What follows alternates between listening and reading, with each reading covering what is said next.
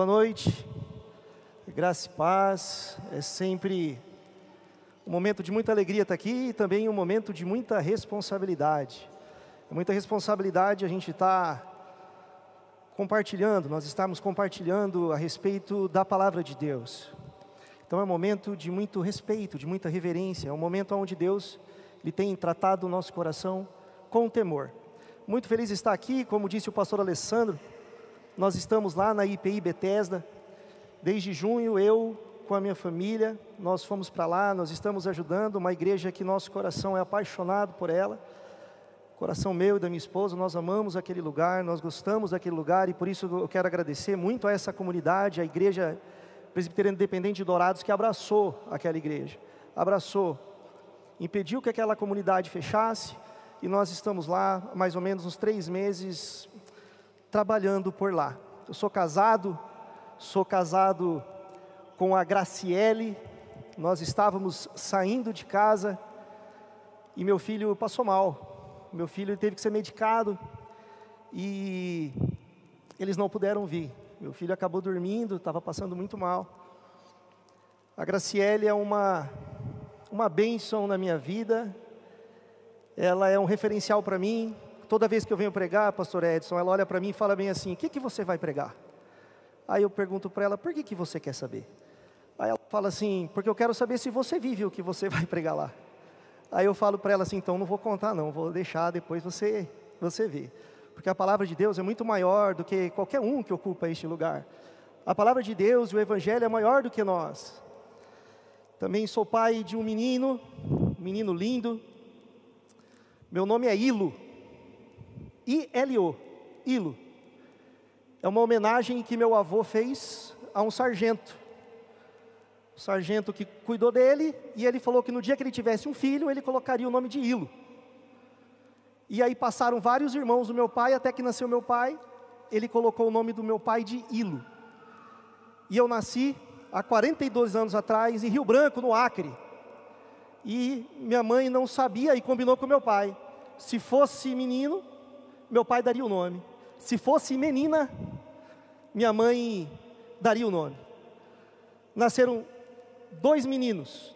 Meu pai colocou o nome do primeiro de Ilo e do segundo de Ilo também. Então eu tenho um irmão gêmeo, que também se chama Ilo. Eu sou Ilo Rodrigo, meu irmão é Ilo Davi. Aí eu tenho meu filho se chama Theo. Dei o nome do meu filho de Theo, para não levar mais, ia ser muita maldade, eu acho, né? Mas olha só, e o Theo tem 5 anos de idade, e quando o Theo chegou e ele estava mal, ele chegou para mim e falou assim: pai, você não vai orar? Pede para Jesus para sarar. Pede para Jesus, porque está doendo, pai. E meu filho, ele gosta de assistir muito um pastor chamado André Fernandes, da Lagoinha. E meu filho assiste todo dia. Meu filho, ele vai dormir, ele está à tarde, fala: pai, coloca o pastor André Fernandes para eu assistir. Aí esses dias eu caí na inocência de perguntar: filho, você gosta de ouvir mais seu pai ou o André? Aí ele respondeu que com certeza o André, né?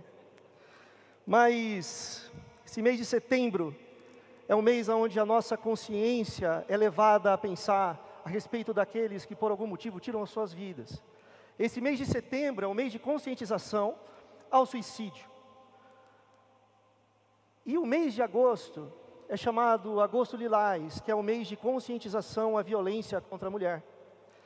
E nesse mês de conscientização à violência contra a mulher, eu pude assistir um documentário chamado O Pacto Brutal. O Pacto Brutal é algo que é contado acerca de um homicídio que aconteceu em 1992. Acredito que a maioria de nós lembramos dessa história, chamado o assassinato de Daniela Pérez. Ela é brutalmente assassinada em 1992, em 28 de dezembro de 1992.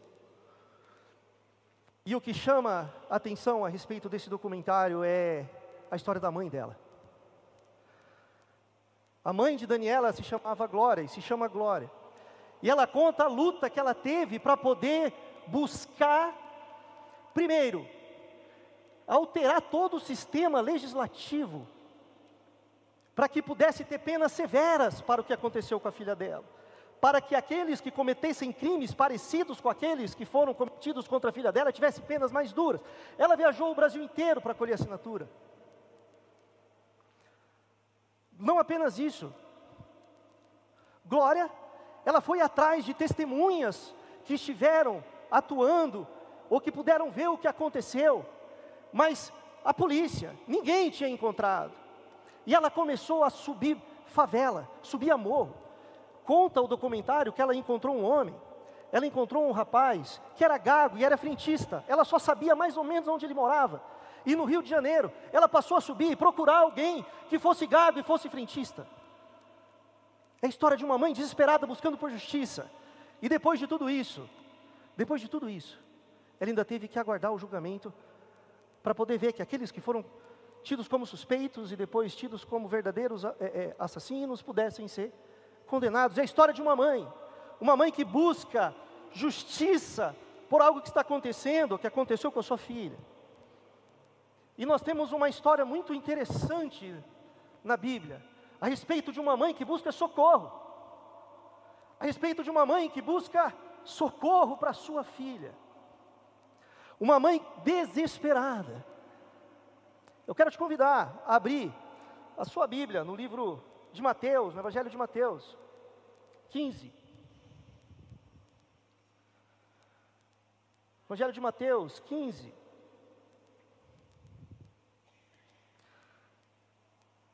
Do 21 até o 28. Mateus 15, do 21 ao 28. Vamos lê-lo. Partindo Jesus dali, retirou-se para os lados de Tiro e Sidom. E eis que uma mulher cananeia, que viera daquelas regiões, clamava: Senhor, filho de Davi, tem compaixão de mim, minha filha está horrivelmente endemoniada. Ele, porém, não lhe respondeu palavra. E os seus discípulos, aproximando-se, rogaram-lhe: despede-a, pois vem clamando atrás de nós. Mas Jesus respondeu: não fui enviado senão as ovelhas perdidas da casa de Israel. Ela, porém, veio e o adorou, dizendo: Senhor, socorre-me. Então ele, respondendo, disse: não é bom tomar o pão dos filhos e lançá-lo aos cachorrinhos. Ela, contudo, replicou: sim, Senhor, porém os cachorrinhos comem das migalhas que caem da mesa dos seus donos. Então lhe disse Jesus: ó mulher, grande é a tua fé, faça-se contigo como queres. E desde aquele momento sua filha ficou sã. Vamos orar. Senhor, essa tua palavra, Senhor Deus, Deus, nós queremos, ó Deus, aqui que apenas a tua palavra seja glorificada, Senhor. Nós queremos, ó Deus, que apenas o teu nome seja glorificado. Nós queremos ouvir mais de ti. Nós queremos ouvir, Senhor. Nós queremos que as nossas vidas sejam transformadas e mudadas por meio da tua palavra, Senhor. Porque ela é poderosa. Ela é poderosa, Senhor. Fala conosco. Enche este lugar com teu Espírito, Senhor, e usa as nossas vidas. Em nome de Jesus. Amém. Amém, amém. Jesus, ele tinha acabado de ter uma discussão com os fariseus. Os fariseus perguntavam para Jesus por que Jesus, ele deixava que os discípulos comessem sem lavar a mão. E Jesus disse: olha, o que contamina não é o que entra, mas é aquilo que sai da boca, porque aquilo que sai da boca é aquilo que está no nosso coração. E depois de ter essa discussão, e essa discussão ela é bem pesada, porque Jesus começa a dizer a respeito dos pesos que eles colocam nas pessoas. Jesus resolve se retirar, Jesus resolve ir para um lugar onde ele não quer ser encontrado. Jesus resolve sair e ficar no lugar onde as pessoas não soubessem que ele estava. Se você vê esse mesmo texto, escrito em Marcos, vai dizer que Jesus foi para uma casa, e nessa casa ele ali ficou sem querer ser visto. Jesus queria se esconder, e ele se escondeu. Jesus foi para uma cidade, nas regiões de Tiro e Sidom. É uma cidade onde era formada por pessoas, por comunidades, que eram discriminadas pelo povo judeu. Eram discriminadas pela sociedade daquela época, porque era uma cidade muito cheia de gentis. Eles estavam ali, os gentios estavam ali. Então eu quero trazer para você três coisas, ou três características, que que essa mulher teve que enfrentar em relação às circunstâncias externas a ela. 3 características em relação às considerações externas a elas, 3 circunstâncias. Primeiro, Jesus não queria ser visto. Segundo, ela deixou a filha sozinha em casa. Terceiro, Jesus mantinha silêncio. Jesus mantinha silêncio. É uma mulher que estava atrás de Jesus, procurando solução, atrás do Cristo, que era a solução para ela. E aí, ela clamando, indo atrás, gritando, Jesus, Jesus. Jesus, ele fica quieto. Ele não fala nada. Jesus, ele fica em silêncio. A palavra de Deus diz que ele não lhe dirige palavra. Jesus não diz nada. Jesus permanece em silêncio. Ela deixa a filha sozinha. Quando você vê no Evangelho de Marcos, contando a mesma história, vai dizer que ela volta para a casa dela, porque a filha estava lá, deitada. Como que ela deixou a filha dela lá? A gente não sabe. Mas o que a gente infere é uma circunstância muito difícil. Uma mulher tem que sair, deixar sua filha que está terrivelmente endemoniada em casa, para buscar solução. Para buscar solução.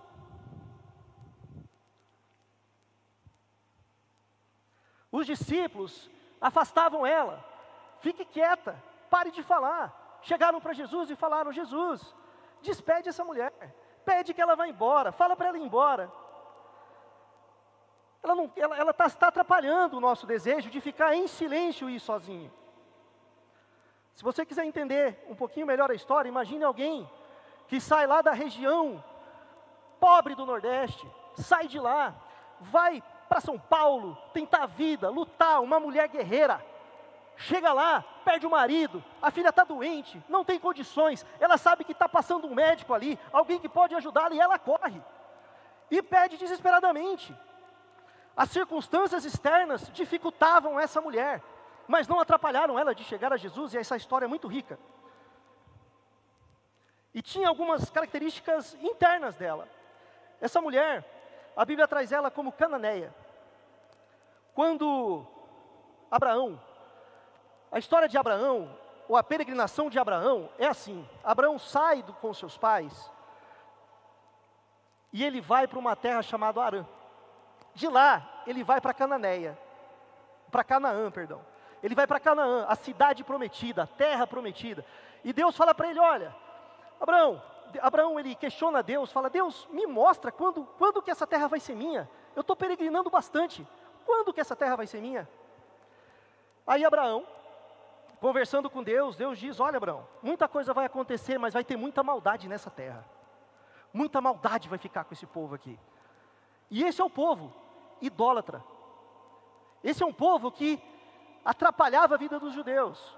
Esse é o povo que convertia o coração dos judeus aos deuses dele. Então o fato da Bíblia dizer era uma mulher cananeia, quer dizer que ela, por característica dela, ela já era uma mulher que tinha muita dificuldade de poder caminhar por ali. A segunda coisa que a gente pode inferir em relação a essa mulher é que ela possivelmente era solteira. A gente não pode dizer aquilo que a Bíblia não diz. A gente não pode afirmar aquilo que a Bíblia não diz, mas a inferência do contexto de ela ter saído, deixado a filha sozinha e corrido buscado a ajuda de Jesus. Essa mulher tinha circunstâncias que não era fácil, inclusive ela não teve sequer o seu nome revelado. Essa mulher não teve o seu nome revelado. Quem é ela? Qual é o nome dela? É Maria? É Marta? É Joana? Quem que é essa mulher? Só que essa mulher nos ensina uma coisa, e é isso que eu vim compartilhar com vocês. E é isso que eu quero que você pense. Apenas uma coisa a gente precisa aprender hoje aqui. Uma coisa. Enquanto Jesus é a solução, quem você adora? Quem você adora? Nós já tivemos várias mensagens aqui dizendo que Jesus é a solução. E nós sabemos que Jesus é a solução. A pergunta é, se Ele é a solução, o que você faz sabendo disso? O que você adora? O que você adora? Sabendo que Jesus é a solução, o que você adora? Você sabe quantas pessoas existem no planeta? Quase 8 bilhões. Quase 8 bilhões de pessoas existem no planeta. Quase 8 bilhões. Eu escutei uma afirmação de uma pastora esses dias e ela fazia a seguinte pergunta: das 8 bilhões, quantas adoram? Pensa um pouquinho. Dessas 8 bilhões de pessoas que existem no planeta, quantas adoram?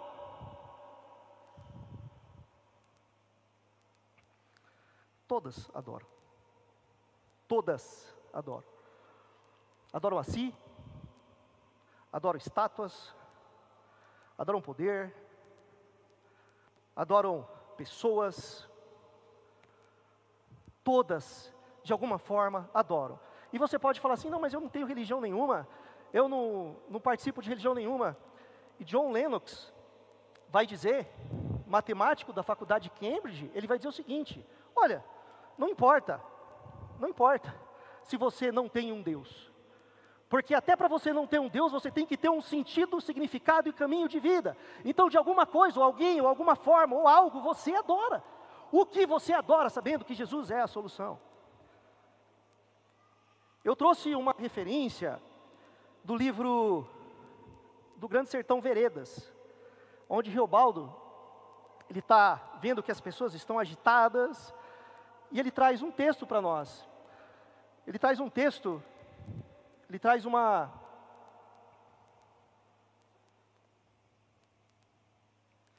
Ele traz um texto para nós, olha só.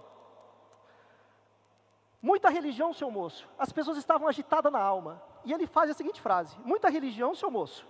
Eu cá, não perco ocasião de religião, aproveito de todas, bebo água de todo o rio.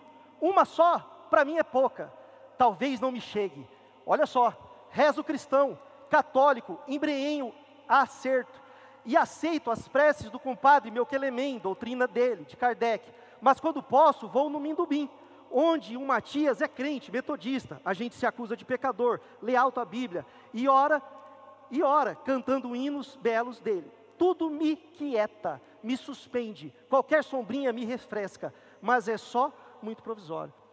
Nós temos, vocês sabem quantas divindades nós temos catalogadas no mundo? Catalogadas, deuses catalogados, escrito mais de 600 milhões de divindades. Mais de 600 milhões. Sabe por que isso? Porque nós queremos fazer o nosso Deus. Nós queremos fazer o Deus que atenda ao nosso rosto, que atenda às nossas vontades, às nossas vaidades, os nossos desejos. Nós criamos o nosso Deus. 600 milhões de deuses catalogados. Catalogados. Divindade X, A, B, C, D. Mais de 600 milhões. Não catalogadas, passa de 2 bilhões. Porque nós estamos criando os nossos deuses. Por isso que a primeira coisa que eu quero falar para você é que nós adoramos a nós mesmos.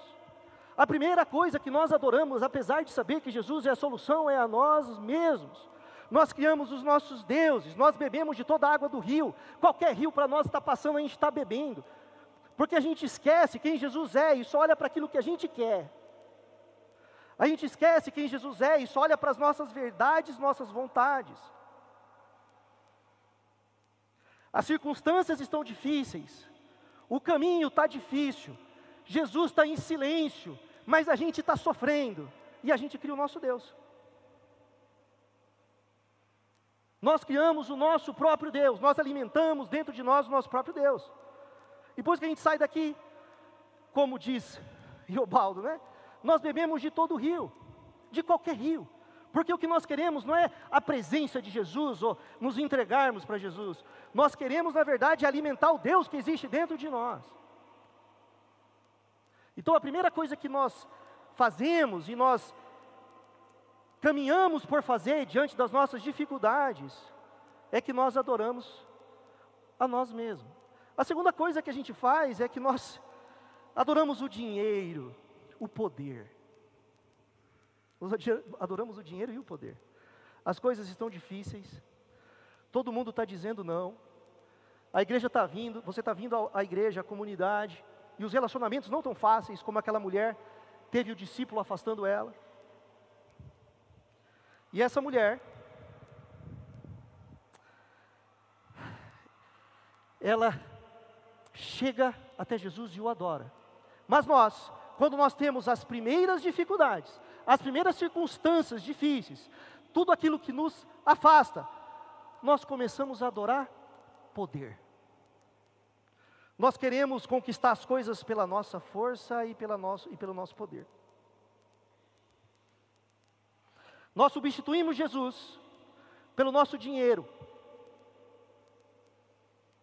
Só que quando chega a doença, quando chega a enfermidade, nós escutamos o testemunho de 3 irmãs. Uma conterrânea minha, lá do Amazonas, porque eu nasci no Acre, passei muito tempo no Amazonas, dizendo, não tinha respirador, precisava, podia ter o dinheiro que fosse, podia ter o poder que fosse, podia conhecer quem você quisesse, não tinha respirador, não tinha para todo mundo, precisava de um milagre. Enquanto Jesus é a solução, o que você adora? Quem você está adorando? Qual poder você busca? A solução para as nossas vidas, ela não está em poder, ela não está em ninguém, a não ser na pessoa de Jesus, no coração prostrado diante dele.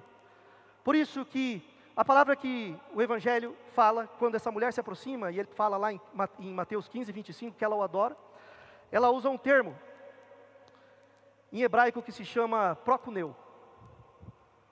Prokuneu é uma forma, é um jeito pelo qual a pessoa se aproxima, ela se aproxima de alguém, mas ela aproxima-se humilhando.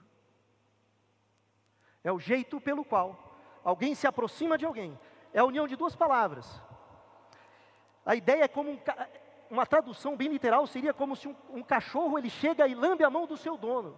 É assim que essa mulher se aproximou. É assim que essa mulher se aproximou. A verdade é que nós estamos procurando Deus em todos os lugares. Nós estamos fazendo deuses das mais diversas e variadas formas possíveis. Nós estamos colocando nós no centro das coisas. Estamos colocando poderes no centro da nossa adoração. Max Lucado, ele traz uma história fantástica. Certa vez ele conta que uma moça foi atropelada e morreu, uma jovem foi atropelada e morreu, e seus pais doaram o coração para uma outra pessoa. E os pais pediram para essa outra jovem que recebeu o coração de suas filhas que eles pudessem ouvi-lo. Eu queria ouvir o coração dessa moça que já não está mais a minha filha. E eles viajam, andam muito e se encontram com essa mulher. E quando eles colocam o ouvido do coração dela, eles escutam bater o coração da própria filha. E é isso que Jesus fez conosco. O nosso coração hoje não é nosso, não é de dinheiro, não é de poder, ele habitou em nós. Por isso que eu queria ver e ler com vocês a última afirmação de Max Lucado, quando ele fala sobre graça. A última afirmação de Max Lucado, quando ele fala sobre graça. Olha só. Nenhuma outra religião ou filosofia faz tal afirmação. Nenhum outro movimento implica na presença viva do seu fundador em seus seguidores. Preste atenção. Maomé não habita nos muçulmanos, Buda não habita nos budistas, Ogferna não habita nos que buscam prazer hedonista. Influenciam? Sim. Instruem? Sim. Seduzem? Sim. Mas ocupam? Não. Já os cristãos abraçam essa promessa que é um enigma. O mistério, em poucas palavras, é este: Cristo, Ele quis habitar no nosso coração. O que ocupa o seu coração enquanto os problemas vêm? Quem você adora? Quem você adora? Você sabe que adorar em espírito e em verdade é uma ideia que liga o nosso coração, a nossa inteligência, ao nosso entendimento, e nós adoramos por integridade. Nós adoramos por inteiro. Nós adoramos por inteiro. E eu queria que você refletisse, diante desses 600 milhões de deuses, diante desses grandes movimentos de poder que seduzem, quem você adora? Em quem você se prostra? Idolatria, ela não é um ato externo. Idolatria não é um ato externo.